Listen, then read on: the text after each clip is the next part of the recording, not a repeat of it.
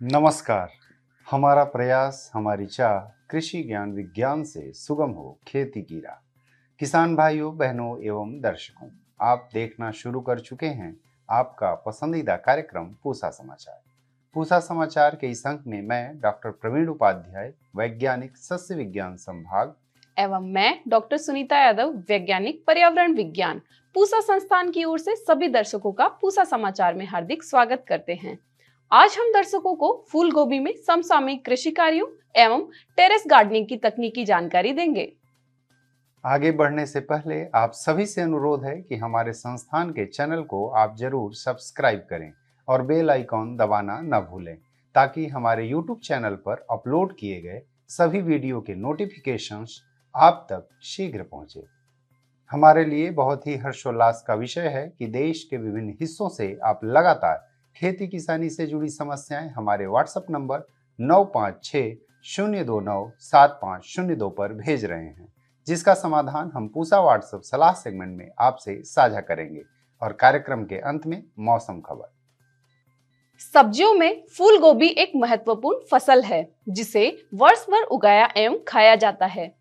सब्जी, सूप और अचार के रूप में इसका घरेलू उपयोग हम सब करते ही हैं। साथ ही यह किसानों के लिए आय का भी एक उत्तम स्रोत है। फूल गोभी में अच्छी उपज लेने हेतु महत्वपूर्ण समसामयिक कृषि कार्यों की विस्तृत जानकारी दे रहे हैं पूसा संस्थान के विशेषज्ञ डॉक्टर श्रवण सिंह। नमस्कार। हम आज बात करेंगे फूल गोभी की खेती के बारे में। फूल गोभी है वो एक महत्वपूर्ण सब्जी फसल है, क्योंकि इसमें स्वास्थ्य के लिए जो अच्छी चीज़ें हैं, जैसे ग्लूकोसिनोलेट्स हैं जो कैंसर जैसी बीमारियों से बचाते हैं, साथ ही इसमें मिनरल्स हैं, प्रोटीन्स हैं जो हमारे अच्छे स्वास्थ्य के लिए जाने जाते हैं। यदि किसान की तरफ से बात करें तो फूल गोभी की जो कम अवधि में बहुत अधिक पैदावार देने वाली एक सब्जी है और इसीलिए किसानों के बीच में बहुत ही पॉपुलर है। इसकी जो खेती है वो अलग अलग समय में की जाती है और इसीलिए गोभी को 4 वर्गों में बांटा गया है। अगेती समूह जो मई जून के महीने में बुआई की जाती है, और मध्य जो अगेती है उसको अगस्त की शुरुआत में हम लोग बुआई करते हैं। मध्य पछेती सितंबर में बुआई करते हैं और जो पछेती समूह है सितंबर के अंत में और अक्टूबर के महीने में बुआई की जाती है।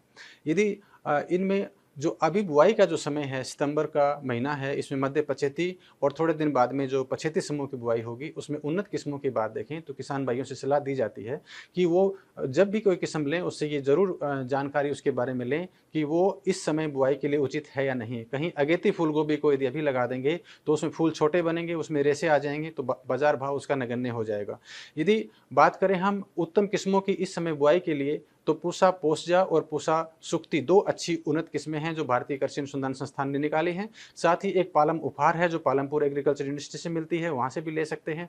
और एक यदि नया संकर किस्म भी निकली है पूसा कॉलीफ्लावर हाइब्रिड 3 जो IRI पूसा संस्थान से निकली है, और एक पूसा कॉलीफ्लावर हाइब्रिड 301 के नाम से जो IRI का जो कटराइन स्टेशन से वहाँ से भी निकली हैं। इन किस्मों को आप सितंबर के महीने में लगा सकते हैं, और इनमें से जैसे पूसा कॉलीफ्लावर हाइब्रिड 301 है उसको आप अक्टूबर के मध्य तक भी लगा सकते हैं। यदि पछेती समूह की बात करें उसमें उन्नत किस्में पूसा स्नोबॉल K1 के नाम से जानी जाती है, पूसा स्नोबॉल KT25 के नाम से है, और साथ ही 2 उन्नत संकर किस्में निकली हैं, Pusa snowball hybrid 1, Pusa snowball hybrid 2। तो ये किस्में जो हैं ये अक्टूबर महीने में लगाने के लिए उन्नत किस्में हैं, इसको किसान भाई लगा सकते हैं। इनके बीज की मात्रा की बात करें तो लगभग 300 से 400 ग्राम बीज प्रति हेक्टेयर के लिए आवश्यकता होती है, और इसकी जो नर्सरी है वो हमेशा उठी हुई मेड़ी पे तैयार करनी चाहिए, पंक्तियों में बुआई करके करें। बीज उपचार का विशेष ध्यान रखना चाहिए, उसके लिए वाविस्टिन 2 ग्राम प्रति किलो के हिसाब से कर सकते हैं, या ट्राइकोडर्मा को भी यूज कर सकते हैं 5 ग्राम प्रति किलो बीज के हिसाब से। बीज में मिला करके पंक्तियों में बुआई करें, ऊपर उसमें बुआई के तुरंत बाद थोड़े सूखे घास रखें कुछ दिन के लिए, 3-4 दिन के लिए, और उगाव के बाद में उस घास को हटा करके बाविस्टिन का 2 ग्राम प्रति लीटर के हिसाब से छिड़काव जरूर करें, जिससे कि कोई पौधों में बीमारियां कम आए। यदि बात करें जो खेत में अभी फसल खड़ी है, जैसे मध्य अगेती समूह की है, वो फूल बनने की अवस्था में है या थोड़े दिन में फूल कटने की अवस्था में भी आएगी, उसमें उचित पानी का प्रबंधन बहुत आवश्यक है। साथ ही सूक्ष्म पोषक तत्वों खासकर बोरोन के यदि शुरुआती अवस्था में नहीं दिया है तो 0.3% के हिसाब से उसका स्प्रे अवश्य करें, उससे फूल अच्छे बनेंगे, उसमें किसी प्रकार के दाग धब्बे नहीं आएंगे। साथ ही यदि मध्य पचेतीसरी समूह है, उसकी रोपाई का समय चल रहा है, तो किसान भाइयों से सलाह यह है कि उचित मात्रा में जो संतुलित मात्रा नाइट्रोजन, फास्फोरस और पोटास की है, 120 किलो नाइट्रोजन और 60 किलो पोटास और 60 किलो ही फास्फोरस देना है प्रति हेक्टेयर के हिसाब से। उसकी आधी मात्रा नाइट्रोजन और पूरी मात्रा फास्फोरस और पोटास की देकर के खेत की तैयारी करवाएं और मेड़ी पद्धति पर ही रोपाई करें, जिससे कि कभी बारिश की वजह से जल भराव की स्थिति दिखती भी है तो उसमें फसल को नुकसान नहीं हो, क्योंकि फूल गोभी जलमग्नता के लिए बहुत ही असहनशील है, वो बहुत ज़्यादा मरती है खेत में, तो इसलिए उसको बचाव की विशेष ध्यान रखें। पौधे से पौधे की दूरी 1.5 फीट रखें और पंक्ति से पंक्ति की दूरी भी 1.5 फीट रखने से पौधों की अच्छी बढ़वार होती है और अच्छे फूल आते हैं। इसमें विशेष ध्यान रखें कि शुरुआती अवस्था में वीडिसाइड या तो कोई पेंडिमेथालिन 3 लीटर प्रति हेक्टेयर के हिसाब से छिड़काव करें। यदि किसान नहीं कर पाते हैं तो हाथ से निराई गुड़ाई करके शुरुआती अवस्था जो लगभग 45-50 दिन की होती है तब तक वीड फ्री इसको रखें, खरपतवारों से दूर रखें, नहीं तो अन्यथा जो पैदावार है वो उसका घटाव है लगभग 70% तक भी देखा गया है। इस बात का विशेष ध्यान रखें। साथ ही साथ यदि दूसरी बात देखें कीड़े और जो बीमारियां हैं उनमें, तो अगेती फूलगोभी में आजकल आप देखेंगे कि जो पत्तों पे काला धब्बा बनता है या तो बड़ी साइज का या छोटे छोटे गोल धब्बे बनते हैं, उसके लिए विशेष ध्यान रखें कि एक तो समय रहते उन ऐसे पत्तों को खेत से बाहर करें ताकि ज़्यादा इनोकुलम बिल्डअप नहीं हो, उसमें ज़्यादा बीमारी नहीं फैले फसल में, इस बात का विशेष ध्यान रखना है। और उसके साथ यदि जरूरत पड़ती है तो कॉपर ऑक्सीक्लोराइड का लगभग 2 ग्राम प्रति लीटर के हिसाब से आप स्प्रे कर सकते हैं। और साथ ही साथ जो कीड़ों की बात करें तो उसमें आजकल जो तंबाकू की सुंडी है, जो पत्ते के नीचे की तरफ बहुत सारी इल्लियां एक साथ दिखने में मिलती हैं, ऐसे पत्ते दूर से ही पता चल जाता है, उनको खेत से हटा करके उसकी कम करें। फिरोमोन ट्रैप्स आते हैं उस तंबाकू की सुंडी के, उनको भी आप लगा सकते हैं, उसमें नर जो है सभी उस ट्रैप में फंस जाते हैं, उनको गड्ढे में दबा दें तो उससे थोड़ी समस्या कम होती है। और यदि आवश्यक पड़े तो किसी प्रकार का इंसेक्टिसाइड का आप स्प्रे करते हैं, जैसे आप इंडोक्सिकार्ब लेते हैं 1 ml प्रति लीटर के हिसाब से या स्पाइनोसेट 3 मिलीलीटर प्रति लीटर के हिसाब से, तो इनको आप फूल बनने की अवस्था से पहले करें। फूल बनने के बाद कोई स्प्रे की सलाह नहीं दी जाती है, क्योंकि जो वेटिंग पीरियड होता है किसी भी इंसेक्टिसाइड का वो लगभग 10-12 दिन का होता है और उतना ही समय फूल को पूरा बनने में लगते हैं, उसके स्प्रे को आप अवॉइड करें। जो अगेती फूलगोभी है उसकी जो कटाई का अभी समय चल रहा है उसमें विशेष ध्यान ये बात रखना है कि आप फसल की जो कटाई है उससे पहले वाले दिन उचित मात्रा में पानी लगाएं, जिससे कि फूल के अंदर उचित मात्रा में पानी जाए, उसको वजन दे और उससे आपको जो पैदावार है वो ज़्यादा मिलेगी और उससे उसके बाजार भाव भी ज़्यादा मिलेगा। इस बात का विशेष ध्यान रखें। आजकल टेरेस गार्डनिंग काफी चलन में है। खासतौर पर शहरों में लोग अपनी छत या आंगन पर टेरेस गार्डनिंग कर रहे हैं, जिसके माध्यम से कई महत्वपूर्ण सब्जियों का उत्पादन घर की छत या आंगन में किया जा सकता है। जी बिल्कुल, टेरेस गार्डनिंग के कई सफल उदाहरण उभर कर आ रहे हैं, जिससे हम सब प्रेरणा ले सकते हैं। ऐसे ही एक सफल टेरेस गार्डनिंग की कहानी लेकर आपसे रूबरू हो रहे हैं हमारे विशेषज्ञ डॉक्टर पी.के. सिंह जी। इसी क्रम में हमारे न्यू राजेंद्र नगर के रहने वाले श्री ओ.पी. शर्मा जी, जो कि gas authority of India limited से सेवानिवृत्त अधिकारी हैं, और उनकी धर्मपत्नी डॉक्टर नीरजा। आइए हम आपका परिचय कराते हैं श्री ओम प्रकाश शर्मा जी और डॉक्टर नीरजा शर्मा जी से। आप दोनों लोगों का स्वागत है पूषा समाचार में। धन्यवाद। और ये आपकी छत है, आप देख सकते हैं आपने विभिन्न तरह की सब्जियां, कुछ फल के पौधे भी हैं जिनमें नींबू है, मौसमी है और विभिन्न तरह के फूल आपने लगाए हुए हैं छत पे।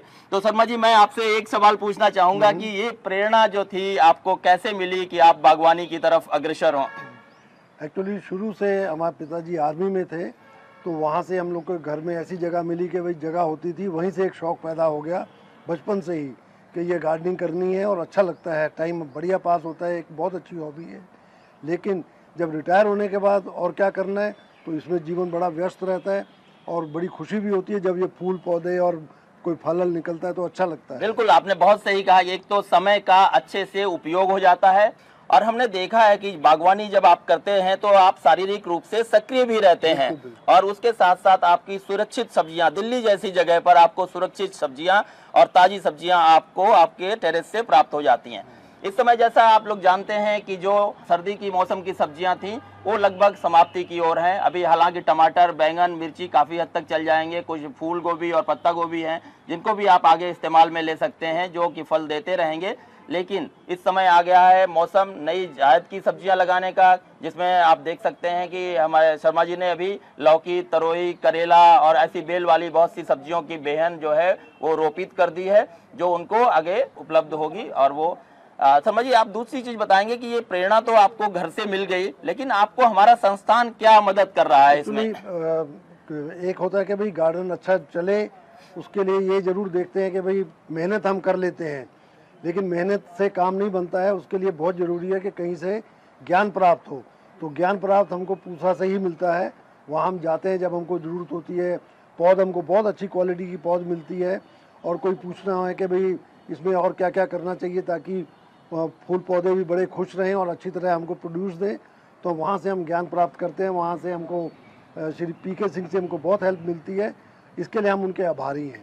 और ये औरों को ज्ञान देते हैं, कौन सी खाद कब डालनी है और कितना पानी डालना है, वो इनसे ले जाते हैं। मैडम, हम आपसे ये पूछने वाले थे, जब बातचीत में आपने बताया कि आपका सब्जी वाला आजकल आपसे नाराज रहता है। क्योंकि मुझे 2-3 महीने हो गए मैंने उससे कोई सब्जी नहीं ली, तो मैंने उसको बोला कि अभी थोड़ा रुक जाओ, 1-2-1 महीने में मैं तुमसे सब्जी लूँगी। हमारे ही इतने टमाटर हुए हैं कि हमें बांटने पड़े हैं। विगत कई वर्षों से मैं देख रहा हूँ आपकी एक सक्सेस स्टोरी जो है वो इंडियन हॉर्टिकल्चर में भी पब्लिश हुई थी, और उस समय लगभग 80 किलो टमाटर, ऐसे ही 30-40 किलो ब्रोकली और शिमला मिर्च। लोग कहते हैं कि बाहर अगर आप खुले में शिमला मिर्च लगाते हैं तो वो रंग नहीं आता, लेकिन आप यहाँ देख सकते हैं कि जो शर्मा जी ने शिमला मिर्च लगाई है, पीले रंग की शिमला मिर्च पूरी तरह से रंग ले रही है। इसके अलावा आपने चेरी टमाटर लगाए हैं, टमाटर लगाए हुए हैं, तो सभी तरह की सब्जियां जो हैं वो छत पे आ रही हैं और अच्छी तरीके से वो इसका उत्पादन ले पा रहे हैं। बताऊं, चेरी टमाटर 3 दिन पहले मैंने 2-2.5 किलो उतरे थे, अपनी फ्रेंड्स को बांटे हैं, और उनको घर में वो कहते हैं हमने कभी इतने इकट्ठे चेरी टमाटर देखे ही नहीं है। और वो जो छोटे छोटे पीले होते हैं जी जी, वो बहुत उनको स्वादिष्ट लगे। और जहाँ तक ये आप बात कर रहे हैं ना ये कैप्सिकम की, जी जी, इसका मैंने परसों ही पिज्जा बनाया, क्योंकि एक बन जाए तो सब्जी तो बन नहीं सकती, तो हमने पिज्जा बना दिया। तो चलिए, आप अपनी भोजन शैली भी बदल रहे हैं, लेकिन उसको पौष्टिकता के साथ। चलिए, आपका बहुत बहुत धन्यवाद पूसा समाचार से जुड़ने के लिए। धन्यवाद आपका आने के लिए। Thank you.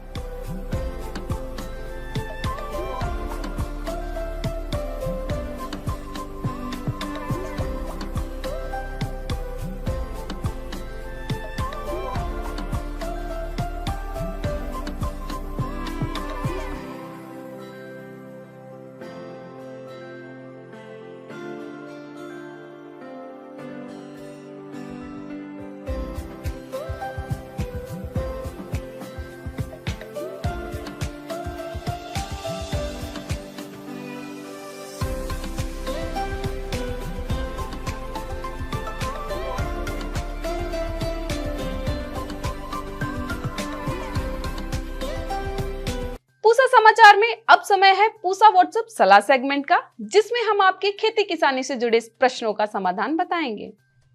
मध्य प्रदेश से सारस त्रिवेदी जी ने कटहल में फूलों के असमय गिरने एवं फलों के छोटे होने की समस्या बताई है।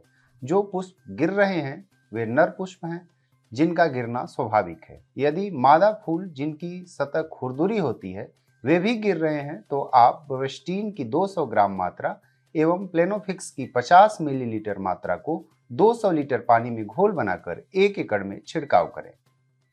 हरियाणा से माया देवी जी ने पपीते की मिठास की वृद्धि हेतु उपाय पूछा है। पपीते में मिठास की वृद्धि हेतु पोटेशियम सल्फेट की 10 ग्राम मात्रा एवं जिंक सल्फेट की 6 ग्राम मात्रा प्रति लीटर पानी में घोल बनाकर छिड़काव करें। रोहतक हरियाणा से सोनू गिल जी ने गोभी के पत्तियों में छेद होने की समस्या बताई है। आपकी फसल में कैबेज बटरफ्लाई का प्रकोप हुआ है। इसके समाधान हेतु सर्वप्रथम प्रभावित पत्तियों को खेत से हटा दें। रासायनिक नियंत्रण हेतु स्पाइनोसैड की 60 से 70 ml मात्रा को 200 लीटर पानी में घोल बनाकर 1 एकड़ में छिड़काव करें। आइए सुनते हैं आने वाले सप्ताह में देश भर में कैसा रहेगा मौसम का हाल मौसम खबर में। भारत मौसम विज्ञान विभाग द्वारा दिए गए मौसम पूर्वानुमान के अनुसार 7 और 8 सितंबर को राजस्थान, पश्चिम मध्य प्रदेश, गुजरात क्षेत्र में 8 और 9 सितंबर को ओडिशा, तटीय आंध्र प्रदेश, 9 और 10 सितंबर को पूर्वी उत्तर प्रदेश, उप हिमालयी पश्चिम बंगाल, सिक्किम में 11 और 12 सितंबर को पूर्वी मध्य प्रदेश में, 7 से 10 सितंबर के दौरान उड़ीसा, झारखंड, केरल, माहे, तटीय आंध्र प्रदेश, तटीय कर्नाटक में, 7 से 11 सितंबर के दौरान कोंकण, गोवा, मध्य महाराष्ट्र के, 8 से 10 सितंबर के दौरान तेलंगाना में, 8 से 12 सितंबर के दौरान छत्तीसगढ़, विदर्भ, असम, मेघालय, नागालैंड, मणिपुर, मिजोरम, त्रिपुरा में, 9 से 12 सितंबर के दौरान गंगी पश्चिम बंगाल में, 10 से 12 सितंबर के दौरान अरुणाचल प्रदेश में कुछ स्थानों पर भारी वर्षा की संभावना है। 8 से 12 सितंबर के दौरान तमिलनाडु, पुडुचेरी, कराईकल, आंतरिक कर्नाटक, अंडमान निकोबार द्वीप समूह, लक्षद्वीप में कुछ स्थानों पर वर्षा की संभावना है। 13 से 15 सितंबर के दौरान जम्मू कश्मीर, लद्दाख, पश्चिमी राजस्थान, पंजाब, तमिलनाडु, पुडुचेरी छिटपुट वर्षा की संभावना है। बाकी देश के अधिकांश हिस्सों में व्यापक वर्षा की संभावना है। प्रिय किसान भाइयों, बहनों एवं दर्शकों, आशा करते हैं पूसा समाचार का यह अंक भी आपकी खेती किसानी से जुड़ी समस्याओं के समाधान में जरूर सहायक होगा। आप सभी दर्शकों से निवेदन है कि ज्यादा से ज्यादा संख्या में हमारे संस्थान के चैनल को सब्सक्राइब करें और पूसा समाचार के हर अंक का लाभ उठाएं। हमारे फेसबुक पेज और ट्विटर हैंडल को भी जरूर फॉलो करें। कृषि से जुड़ी समस्याएं या अधिक जानकारी हेतु हमें दिए गए नंबर पर व्हाट्सएप करें और अपना नाम एवं पता अवश्य लिखें। आपके सुझावों और प्रतिक्रियाओं का हमें हमेशा इंतजार रहता है। कृषि की दिशा में यदि लाने हो नवाचार तो देखते रहिए हमारा साप्ताहिक कार्यक्रम पूसा समाचार। कुछ नए विषयों पर नई जानकारी लेकर हम फिर हाजिर होंगे अगले शनिवार। तब तक के लिए दीजिए इजाजत। नमस्कार।